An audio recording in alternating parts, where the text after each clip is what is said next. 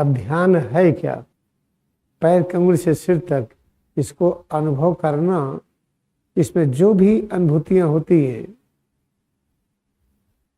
वही अनुभूतियां ही जीवन है, वही शक्ति है, वही शांति तत्व है, वही आनंद तत्व है, वही सब कुछ है। वही अनुभूति ब्रह्मा है, विष्णु है, शिव है, अमरता का अनुभूति है। इसको ध्यान कहते हैं।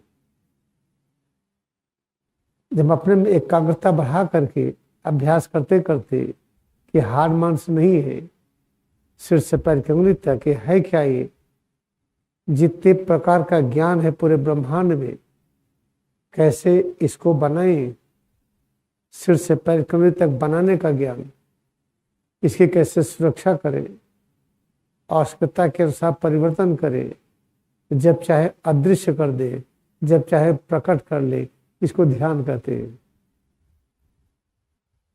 जब हम ध्यान अभी नहीं आता है, हम ध्यान सीखने का प्रयास कर रहे हैं। कैसे सीखेंगे हम? सिर से पैर की उंगली तक इसे अनुभव करिए। अनुभव करना किसको कहते हैं? सिर कहाँ है? इस जगह पर है। सिर की अनुभूति करिए, पता करिए सिर यहाँ है, चेहरा है, गला है, हाथ है, पीठ है, सीना है, पेट है, पैर है, यहाँ पर है क्या ये? जितने प्रकार का ज्ञान है निर्माण का, सिर से पैर की उंगली तक निर्माण का ज्ञान इसी में है।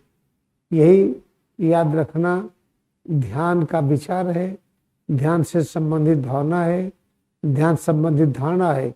इसका अभ्यास करना ही ध्यान है। अभ्यास कैसे करेंगे? सिर से पैर की उंगली तक अनुभव करिए। जो अनुभूति हो रही है यही ज्ञान है, यही शक्ति है, यही शांति है, यही आनंद है, यही अमरता है। इसकी अनुभूति को हम कमजोरी क्यों कहते हैं? इसकी अनुभूति अच्छी नहीं लगती तो कमजोरी कहते हैं। इस तरह एकदम हल्का लगने लगा, कमजोरी आ रही। ये किससे कहा कमजोरी है? हल्का पर लगना। एकदम भारी लग गई, अब उठ नहीं पा रहे, चल नहीं पा रहे, उसको भी कमजोरी कहते हैं। तो कमजोरी तो होता ही नहीं है। सिर से पैर की उंगली तक इतना हल्का लगे, इतना हल्का लगे, हम चल ही ना पाए। यह हल्का जो लग रहा है क्या है?